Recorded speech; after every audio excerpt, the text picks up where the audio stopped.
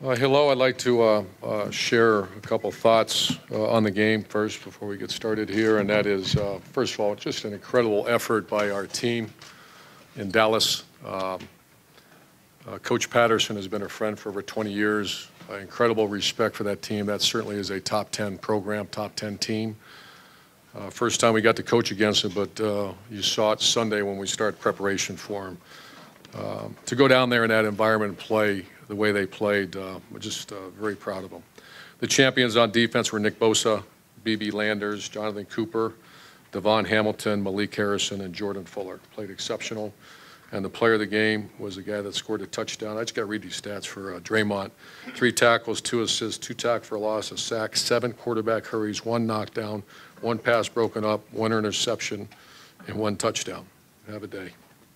On offense, you had offense line, all of them played very well, very much improved group.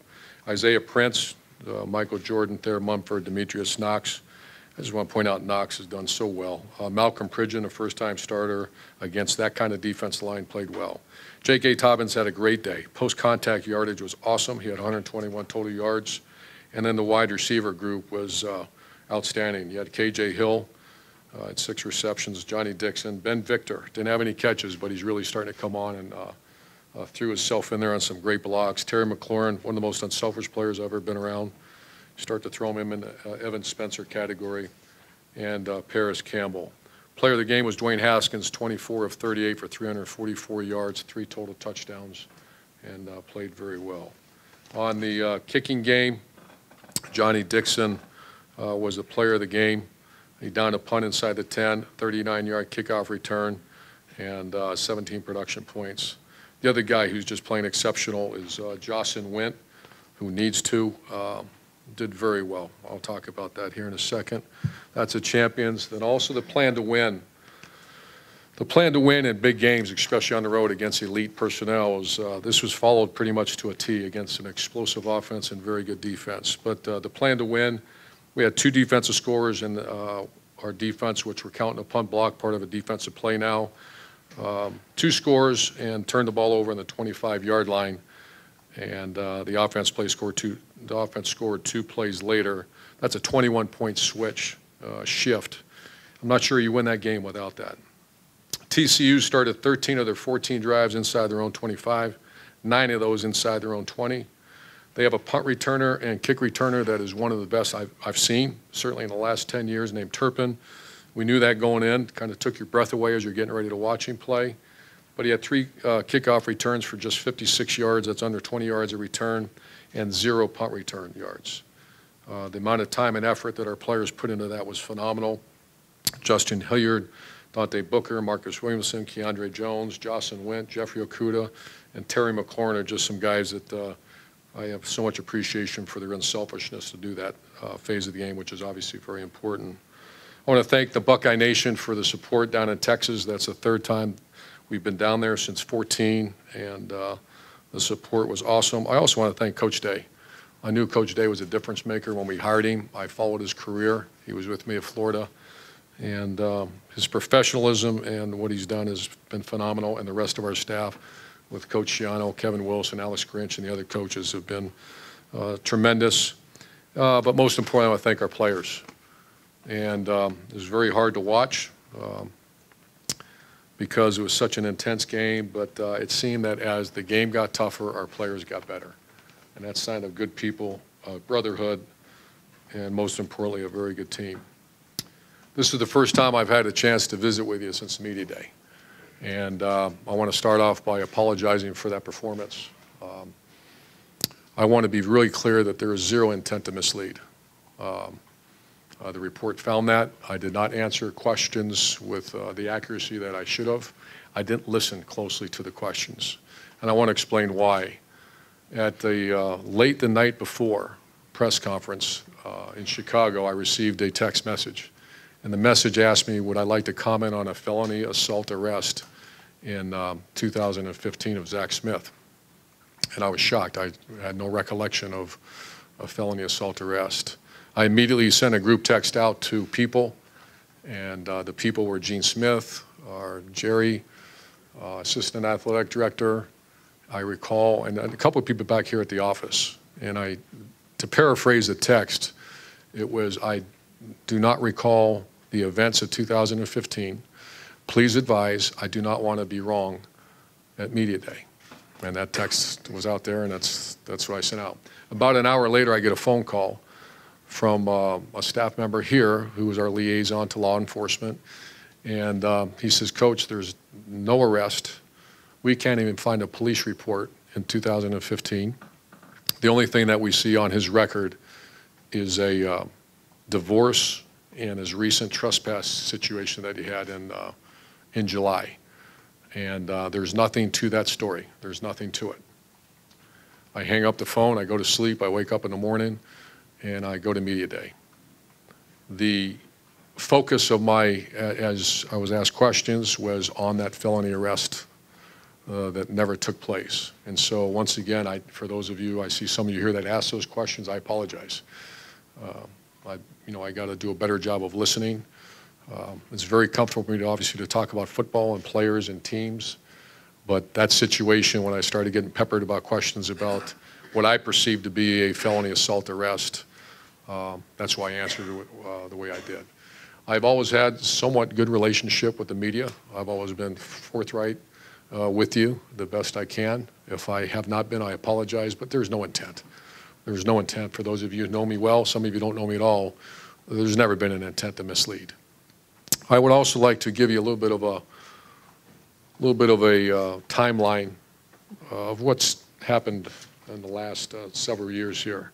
In 2012, I was hired at Ohio State, and I was putting together a staff. And the staff, it was going fast. A lot of activity going on, a lot of recruiting going on. And I looked into Zach Smith. He's worked at 2 other previous universities. I was getting very, very high recommendations about his performance as a recruiter and his knowledge of our offense. I made a decision to hire him. In 2012, 13, and 14, he did a very good job. One of the best recruiters on our staff. Developed an excellent group of receivers. Some would say the 2014 group of receivers was as good as ever play here at Ohio State. In 2015, I received, Gene Smith came up to me on the practice field and told me there was a domestic issue between Zach and Courtney. We were both furious. I remember getting a hold of Zach and telling him, if this is domestic violence, you're fired immediately. Gene Smith reiterated that issue to him, that this would be instant termination if this was domestic violence. He told us that it was not. He would never hit Courtney. He had never done it, never would do it. And once again, I and Gene made perfectly clear, if this is domestic violence, you're terminated within minutes. And so I then asked Gene, I said, what do I need to do? Gene said, allow the investigation to take place. Do not get involved in the investigation. We'll update you along the journey. And go. It was right in the middle of a season, and 15, as you recall, was a very up and down season, a very intense season. And I was updated throughout that time. As I was receiving updates, as it became close to the conclusion, what I was hearing back from law enforcement is that this was not domestic violence, that this was a very nasty divorce, child custody issues involved, but it was not domestic violence. And finally, in conclusion, that was what we received back, that there was no arrest, no charges, not domestic violence, just a very messy divorce with child custody issues. I then had to make a decision. And that decision was, I've seen Courtney Smith for many years around here with her beautiful children. I made a decision like I have in the past. Once I knew domestic violence was not part of the situation. Once again, if it was perfectly clear, and the report shares that. Mary Jo's report came out with that, saying that that she was impressed with our core values of treat one with respect, which we work so hard on that around here. And then also that I would fire any staff member immediately if I believed or I was told that this was, in fact, domestic violence. So I made a decision, how do I best help stabilize? I've seen these kids many, many times. Like I said, I've seen Courtney many, many times. I was dealing with a coach who was dealing with work-related issues, all during this time of this separation and divorce. And so I made a decision, and I talked to Gene about it. Let's get him very intense counseling. Let's monitor this closely and help try to stabilize this guy so he can be a good father and support the family the way he should. And that's what we did. So we put him in counseling. We watched it very closely throughout the counseling. I was made aware of a couple scenarios, situations that took place. One was a credit card situation where he was supporting 2 homes, I was told, and he maximized his credit cards. Gene and I both sat with him and tried to advise him through that. I was also made aware that through the counseling, university counseling, that he has a prescription drug that he was using more than he should. I again asked what needed to be done, and they assured me he was doing much better. He was getting everything in order, and I actually thought we made it through it. He came out the other end of this very difficult time. His production increased. He looked much better. I saw his children constantly, which I encourage. We have family nights every week, so I see his children all the time. He became, once again, one of our better recruiters. Had a good year, had a great year in 17, and actually had some job offers this year to move on. And he made the decision to stay here because he didn't want to leave his children. I thought we made it through, and periodically I would ask about the relationship with him and Courtney, and I was told by him that it was very good. It was very good. And so that was in 16, 17, and really the first 6 months of 18, I heard nothing other than things are going fairly well, very well. And then in summer of 2018, we're on vacation. I was back here getting work, getting ready for training camp. I'm made aware of a trespassing citation. I call him in immediately off of vacation, and I ask, what's this all about? And I find out it's actually 2 months prior to when I found out. I was very upset with him, very angry about not being forthright. And because I have to alert Gene, which I did immediately. I alerted Gene about this trespassing. He made it sound as if he just dropped his kids off at the wrong place. He was supposed to drop them off here. Instead, he dropped them off here. I think he said like a $25 fine or something like that. And I just was so angry that I had to hear about it from somewhere else. I made it clear, you keep me posted on everything. I've made it clear to all our coaches. I need to know before I'm told from you. And I go to Chicago, actually bring my family to Chicago. On Monday, I'm made aware of a protective order against Zach. Once again, he does not tell me. A protective order is obviously very serious. And I begin to go into termination mentality, and I alert Gene Smith a few hours later, and I fire Zach Smith.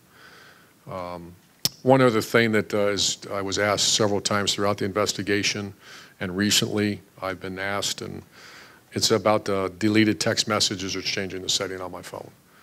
And I have never deleted a text message. I've never changed the setting on my phone.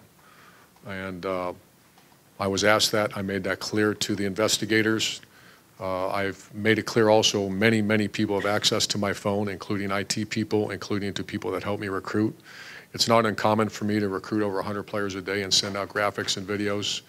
I have hundreds of videos of my grandson and other family videos, and what happens is my phone started locking up throughout the spring, and the IT person would take my phone, and whatever he did to increase the storage capacity.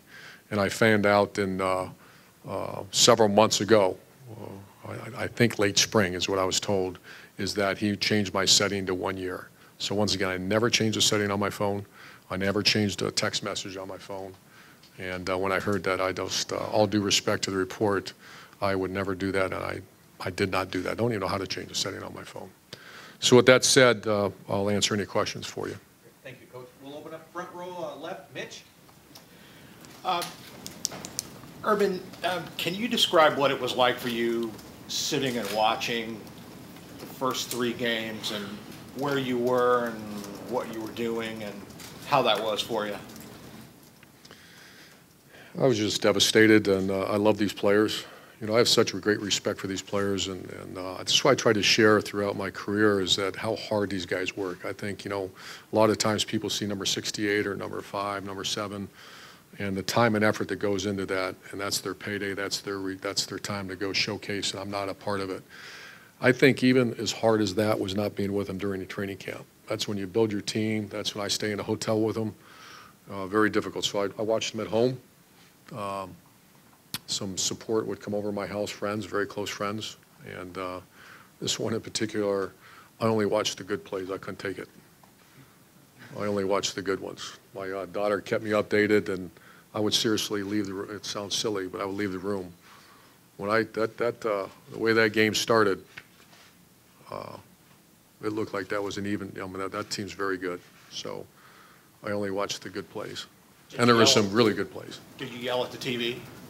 I don't yell. I just squeeze my arms, and you guys see it on the sideline. I don't yell too much. I usually just wake up, bruised arms, and all that. And folks, I just want to remind everyone, I'd like to keep it at, if you need a follow-up, to one follow-up, because a lot of people have questions, and I want to get through as many as possible. Front row, middle. Dave?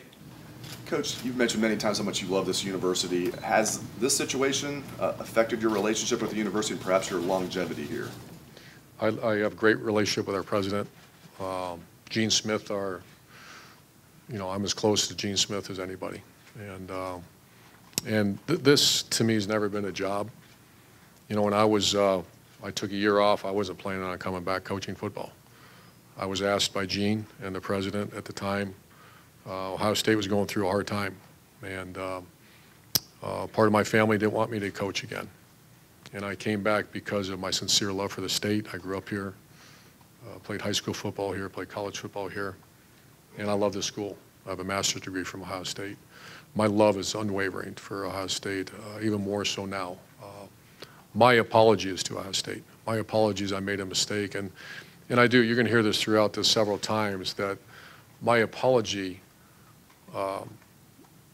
is not for turning back to domestic violence. I just want to be so clear with that. The report clearly states that, and that was a very thorough investigation. To paraphrase the findings, is that they respect our sincere commitment to respecting women, and that if I was ever aware or made aware or told that there was domestic violence taking place, I would have fired him immediately. My error is, and I've been accused of this before, by giving people second and third chances. And I saw a guy with work-related issues that had 2 children and an ex-wife that he needed to support the way a man's supposed to support him. And I went, and I was suspended for the fact that I went too far in trying to help a guy with these work-related issues. So to answer your question, my love is stronger forever for this university. And real quick, in regard to the Zach and Courtney Smith situation, are there things that you wish you could say about that you feel like you can't say? I've been, this has been occupying my life for whatever weeks now, so I think I've said everything I possibly can. I'm not sure. I just didn't know if there's something that you wish you could say that you feel like you can't say publicly about it's a very delicate situation, obviously. Very delicate. Are there things you wish you could say about it? Far left, Matt? When you, a couple of Fridays ago, I think it was before the first game, you put out a statement on Twitter just reiterating, kind of like you have here, why you were suspended. I'm just wondering, what were you seeing, what were you hearing, what prompted you that I need to clear this up? What was there a tipping point for you that I got to put something out? Well, that, quite honestly, it came from my family. I'm not a social media guy. I don't, especially in difficult times when I understand there's pretty hard criticism out there. I do what I try to do, and what was brought back to me is that there is a perception out there that I was suspended because of domestic violence. And my entire life, I think I put out there that this is something that when I was a child, that it was made very clear to me. It's called core values. And you can fix a mistake. There's no fixing domestic violence. If that takes place, it's dismissal, immediate, remove the person from the program. And I was not suspended for that. And it was very clear in the report. That was really, I think, the original part of the report is, did we turn our back on domestic violence? That was the #1 reason. And my daughter actually, I don't know how to tweet out. She actually, I wasn't allowed to, usually the university does for me. And we all felt it was very necessary to be very clear what was taking place. And I'm going to say it 100 times, and I apologize for being repetitive, that I was suspended I want to say this too, that Dr. Drake, who I have incredible respect for, I apologize for putting him in this situation. It was a mistake. And, but the mistake was once again, and we shared this conversation many, many times, the mistake was going, especially when some of these things started being reported in the media that I had no idea about. You know, this is an extremely strong, proud university. He's an incredible president. I have a great athletic director. I've tried for the majority, you know, for my career to do the right thing. And I went too far in trying to help a troubled employee with work-related issues. And like I've done before, I've helped other staff members who had, you know, I won't say similar, but had marriage issues that we tried to help, and it's worked. So that's why we put that out. And just quickly, your relationship with this current staff that you've had to stay away from, and they've gone through 3 games, has it changed? Are you closer with that? I'm just wondering how you feel about them. Oh, a very unique situation, and I'm just, I can't be more impressed. You guys saw it, and that's not by accident. I mean, people say go win a game. You just look across every week how hard it is to win a college football game. You take nothing for granted. And you know how involved I am in the kicking game, just to see, you know, the punts getting off and the guys covering and the guys, I mean, that, you know, ball security, I don't have the stats right here, but, you know, that part of that game was won because we had created 3 turnovers, 2 for scores, and a block punt. We had 0. And our punting was outstanding. Just things like that. That's how you measure excellent coaching staff. And Ryan Day's elite, but I have other, you know, there's other elite coaches on our staff, and very thankful for them. Second row left, Ari. Urban, the report found that you have suffered memory issues or from memory loss, and it was used as an explanation for some of your decision-making.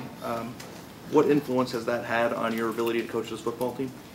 I'm very healthy. You know, I've had cyst issues in my head over the years, and I've had a couple procedures and actually 1 surgery. Also very intense medicine. It was, I'm telling you, this report was so thorough and so transparent. And so when questions came up about some of the conversations, for example, exact conversations back in 2015 or back before that, and I didn't have great recollection of it, so they would ask about, have you had any of this? Have you had this? What about this? And I said, well, you know, so I was very transparent. It was very personal, obviously, but no, it has not. I'm very healthy and good. Did the memory issues that you had impact some of the decision-making that you made, or was that just them? No, I think it was just so transparent. You know, there's things in that report that are very transparent and very thorough.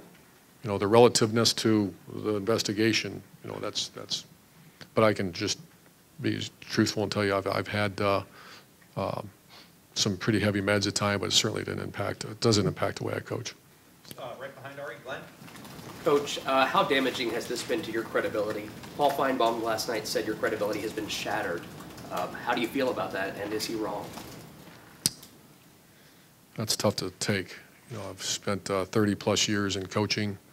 You know, never been perfect. Tried extremely hard. You know, my love of players, my love of development of players, my love of team, my love of university has never been challenged.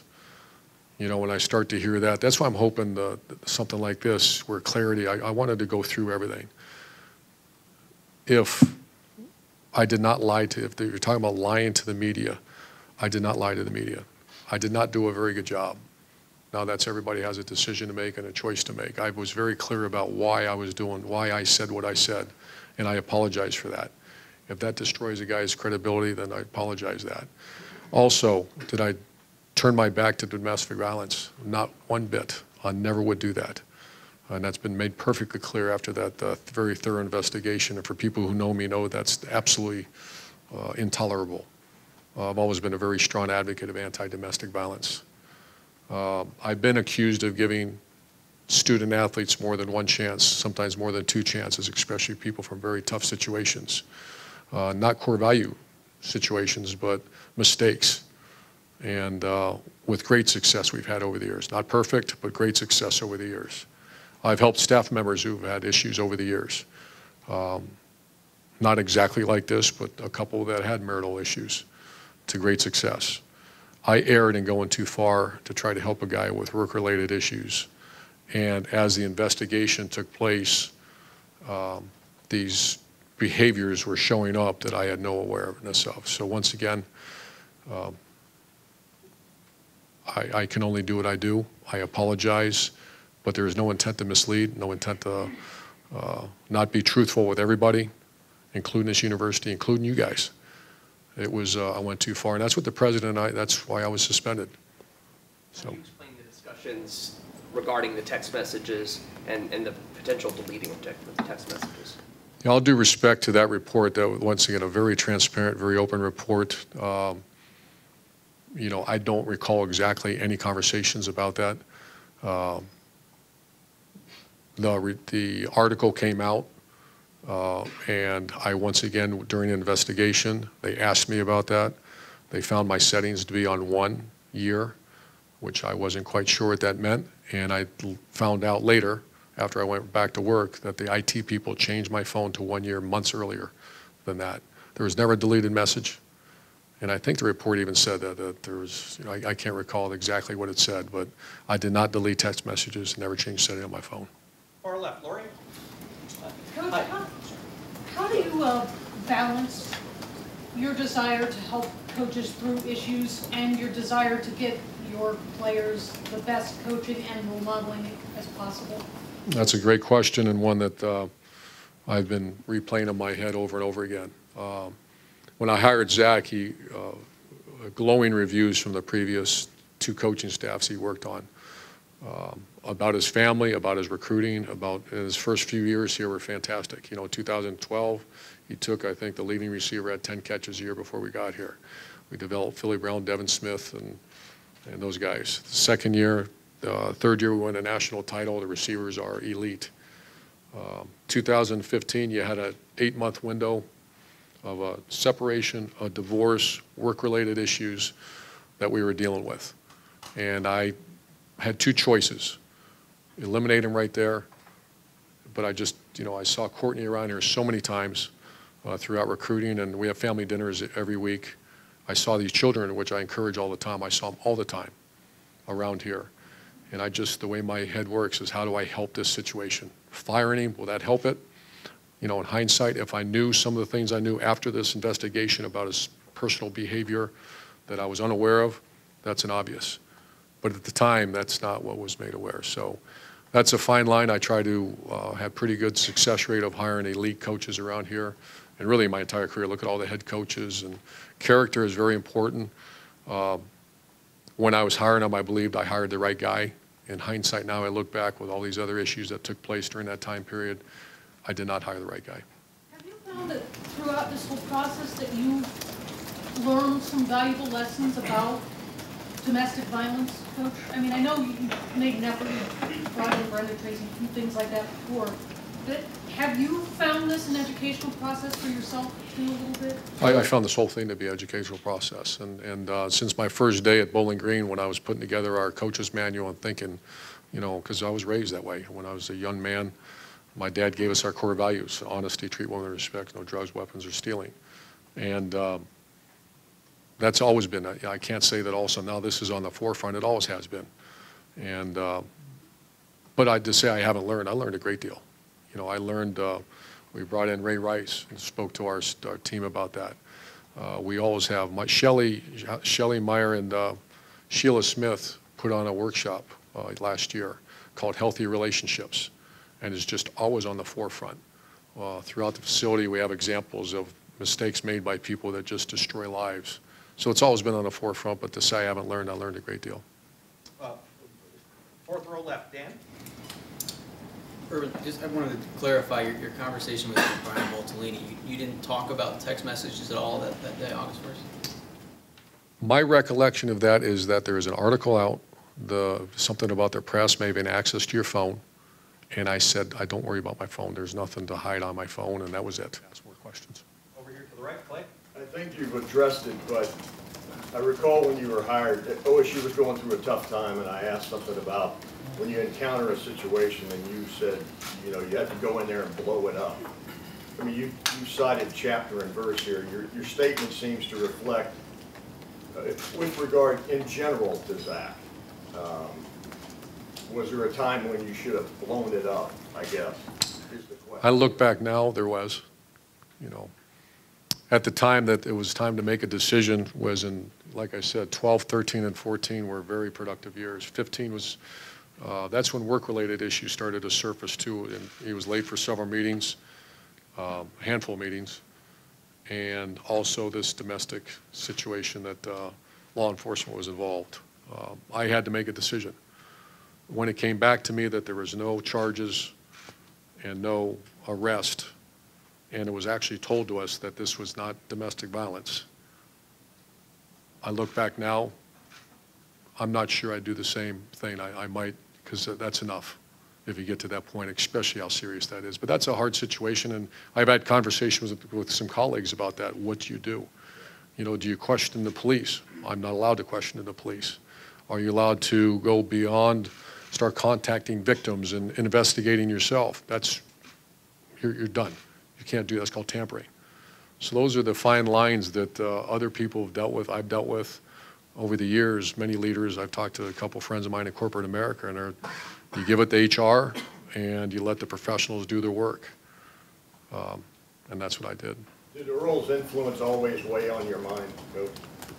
Not about domestic violence, no, no. I think the fact that Earl was such a close mentor of mine, that the work-related issues, but I once again, I go back to seeing Courtney and seeing these children many, many times throughout the several years here. I mean, many times, because we encourage that. I wanted to try to help. Once I knew domestic violence and it was not part of the equation, how best to help these two young kids. Fire Zach Smith, can you support that family, and what happens next? And I knew they were work-related, but I thought all the work-related stuff was about this tumultuous time in his life. And I wanted to help Courtney. I wanted to help the children. How do I do that? And I talked to several people about this. How do I do this? And we've had great success, like I said, over the years. Try to put him into town's counseling so he can stabilize that family and be a good father, support the family the way he should. Second row, right, Tony? Coach, Ryan Day said that while you were gone, he didn't want to disrupt anything. He wanted to have everything ready for you and just didn't want to rock the boat. When you return, do you sort of do the same thing, even though it's your program, and do you have to do the same thing? You don't want to just come in like a bull in a china shop type of thing. That's a good way of putting it. Bull in a china shop. I know. He's done phenomenal. His coaching staff's done phenomenal. You guys are witness to it. I was back 2 weeks ago, and one thing that I even asked today, how do I assist? I'm a fundamental person, a ball security guy. I watch things very closely. I'm very involved in the kicking game. I have not been that involved in the offense. I give my ideas, and I think they're doing exceptional. So I'm trying to just help the best, do the best I can. Do you have an update on Nick Bosa? Yeah, he's getting further tests this week. He will not play this week. Further tests on abdominal and a groin issue that we're dealing with. Third row, right, Pat? Urban, when Gene Smith came to you in 2016 to talk about Zach Smith's allegation of domestic violence, why didn't you inform him about the 2009 incident involving Zach Smith at Florida? That was actually in 2015 he came to me. In 2009, I was led to believe this was not domestic violence or no charges filed. I look back now that when he went to 2 other universities, and then he came, and that's when I hired him at Ohio State.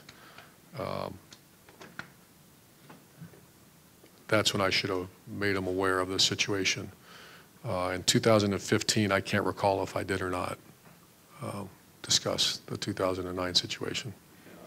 If my recollection is right, Gene Smith said that he was not aware of the 2009 incident. So if you didn't inform him, did you feel like that was in any way covering up a problematic situation? Not covering up, but in hindsight, Pat, I should have at that time. I thought I did, but. Lastly, do you believe that Courtney Smith was ever a victim of domestic violence? I can only rely on what information I receive from the experts. Front row right here. Tim? Yeah, Urban,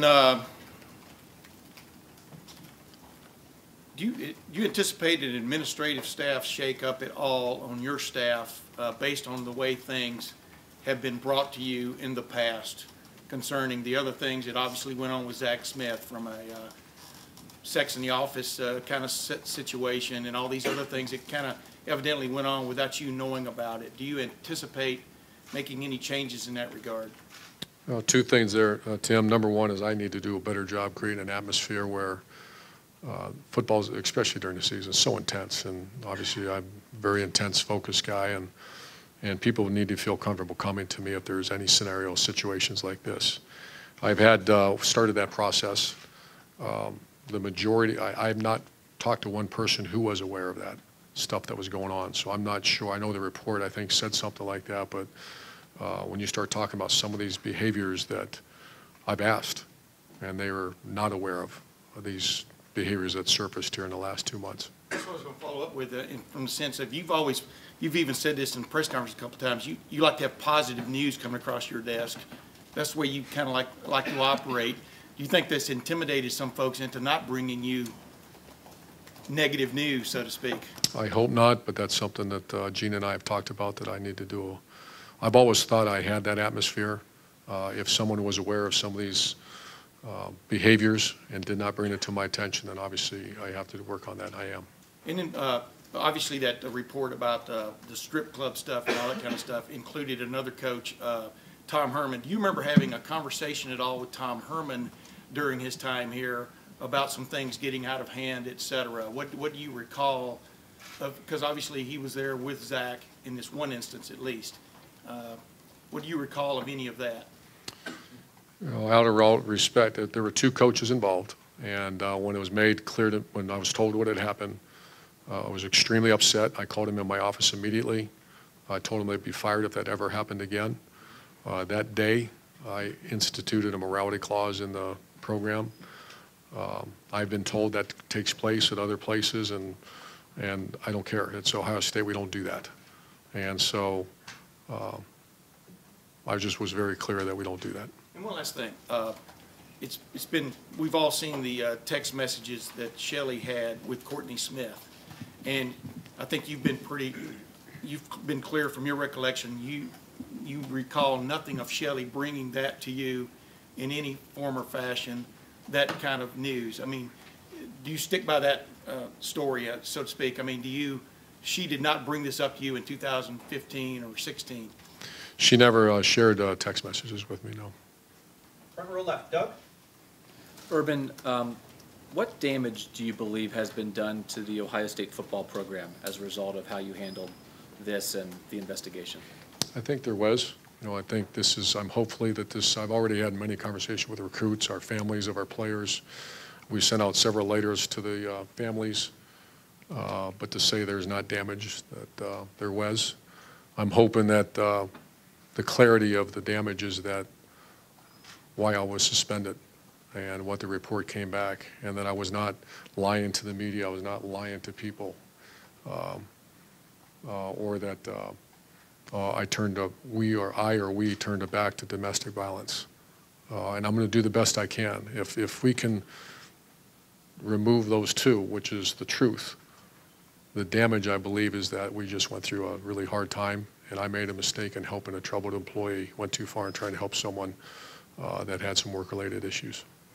So you've mentioned the domestic violence component of this several times, and obviously, I think especially nationally, that is you understand that's a very important part of this, that is that very serious situation handled properly by people who are in power. Again, and everyone's made a lot of having the words on the wall and that kind of thing. In terms of actions to show how seriously you say you take domestic violence, what are the concrete examples you would point to in your past that show this is how I take domestic violence seriously? And what will you do, what can Ohio State do in the future to show that Ohio State, the football program, you take this very seriously? Ever since I began as a head coach, and even in more recent years, I would say every other day, this is a very strong, last night I talked to our team about it. We have Power of the Unit messages to our players every Thursday, and I talk about domestic violence, Title IX respect. When I say the word Title IX, our players respond back to me, respect. That's how serious we take this. This is something that is constantly have conversation. It's not uncommon for me to send a group text out on a Friday or Saturday night. Remember, Title IX equals respect. This is something that I put the number one, and I think there's an article done this summer. Number one is domestic violence, sexual assault. Number two is this opioid issue that we're all dealing with. Number three is the mental health of a student athlete. This is something that 10 years ago, now we have a full-time sports psychologist because that's how serious we take that. And then the concussion issue. Those are the four pillars that I told our staff, constant awareness to this. We try to go outside, a very good relationship with our Title IX office here on campus. I've constantly, I want to say 2 months ago, Ryan Stamper and I went over and met with Dr. J, Vice President in charge of Student Affairs here.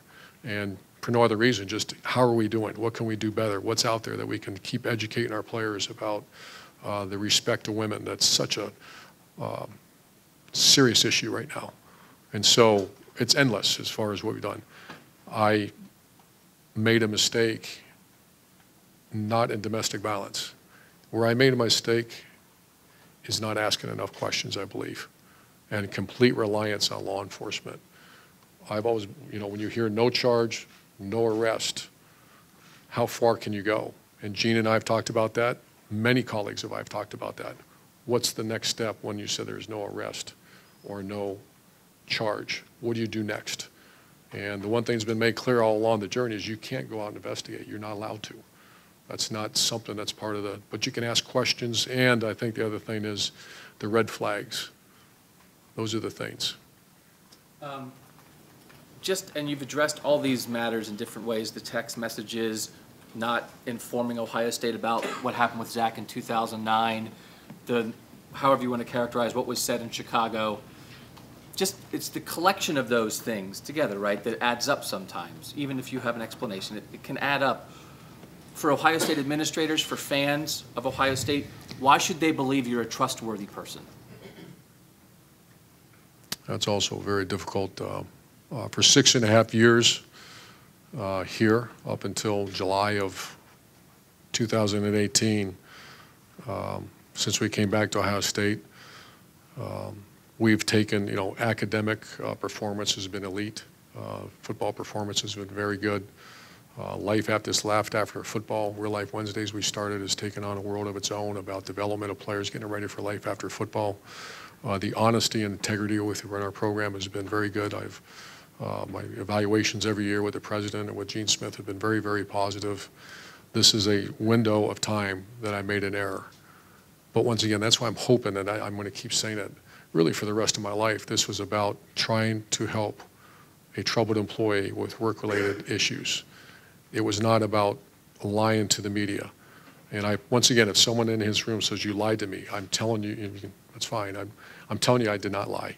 I misspoke, and I hope you can understand why my focus was on that today. Someone tells me there's a felony arrest, that's my focus. There was not one. I don't know why this came up. There's no felony arrest. But what about this? What about this? And I didn't listen closely. So that part I'm hoping people are understanding about. The understanding about like deleted messages, I didn't do it. The university found I didn't do it. The university is even aware that the IT guy changed my phone months before, just because my volume was filled.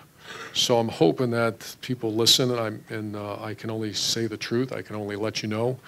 I'd like to say over 30 years that I've been accused of helping players too much and giving them too many opportunities. That's an accusation I accept, and I'm very careful about that. But I've been that way my entire life, even outside of football. When I see someone in need, you help the person in need. How far do you go? That's that fine line.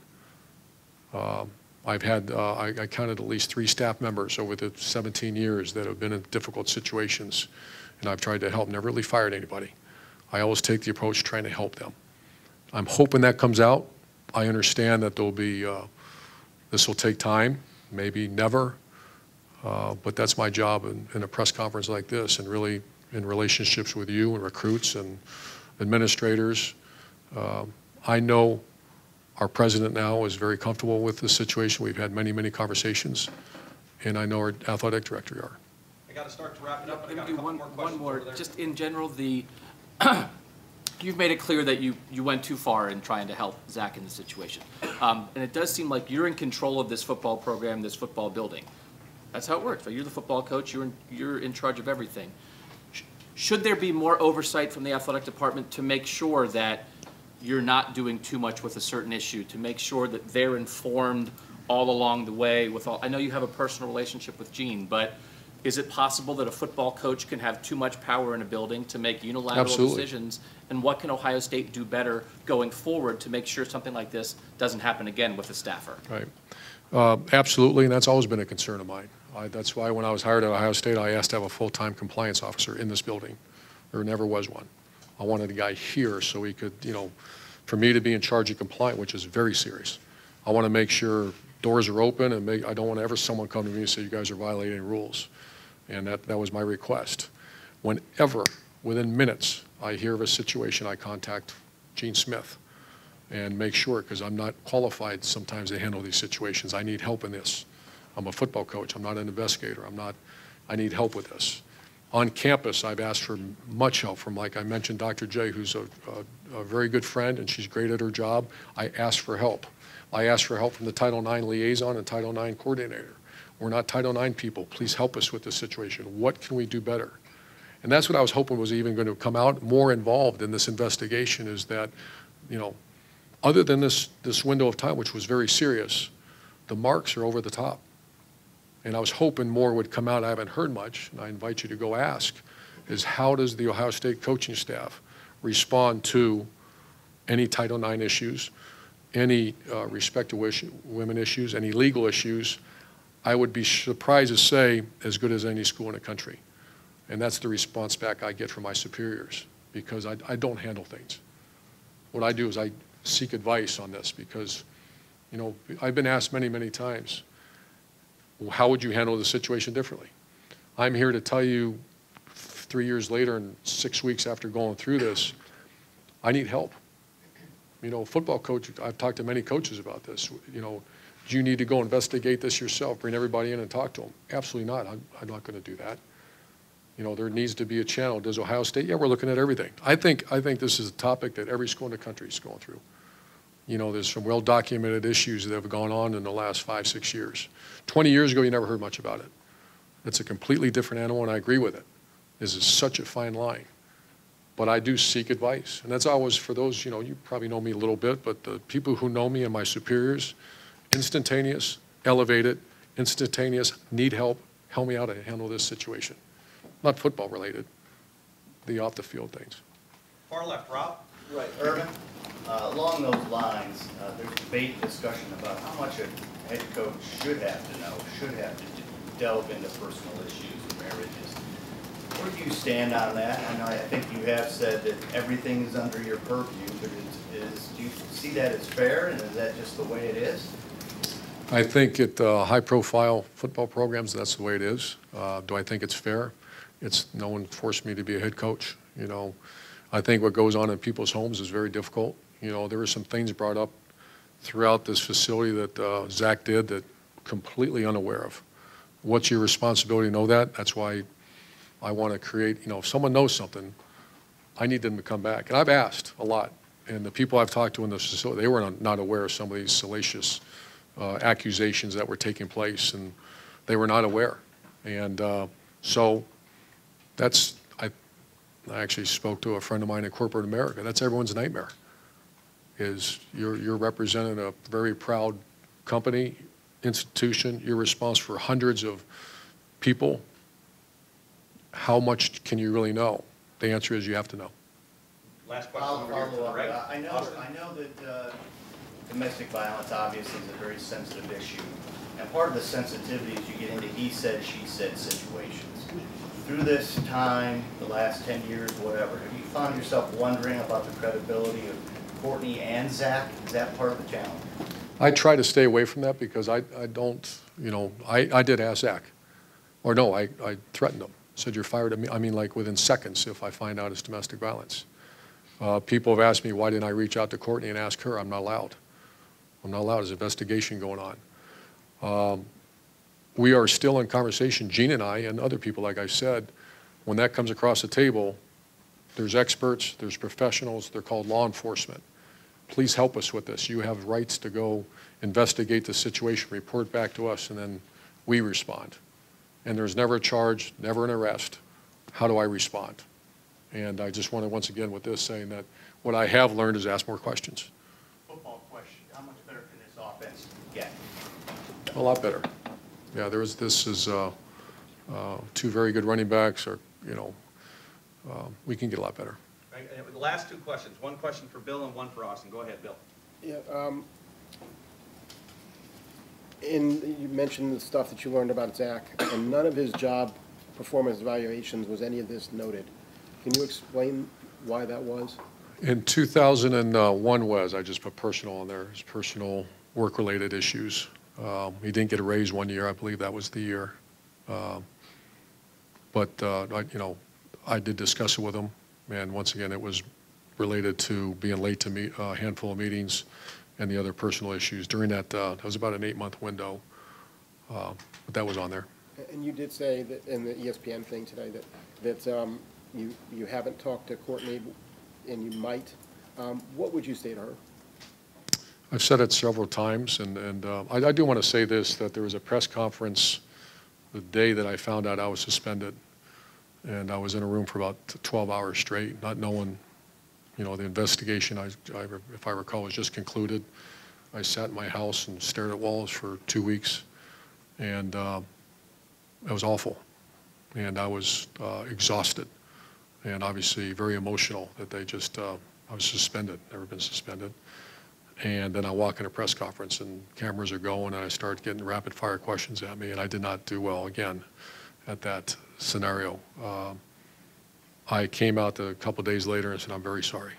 And I'm saying this again right now, I'm very sorry. No 2 children and a wife or family should go through this, especially when this started becoming a media storm about these activities that were going on, and families chiming in and accusing families of each other, and no family should ever have to go through that. And last question over here, Austin. When you talked about that period of reflection that you had and the chance to maybe learn some lessons, now that you are at this point, what is it that you think that you learned? What will change? What did you get out of it on your side?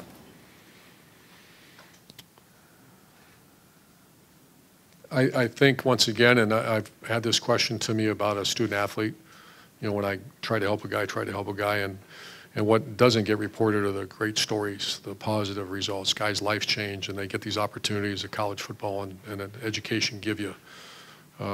Same thing about helping a staff member through a very terrible divorce, or when there's young children involved.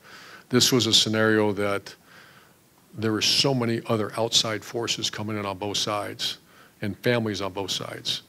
And this behavior that was going on that we were unaware of, I learned a lesson, and that's, how far do you go to try to help someone? And I'll be honest, to this day, right now, I struggle with that, because I've always gone on trying to go help someone who, especially the people in those difficult situations. I always see, we have these family nights. I see 2 children, beautiful kids.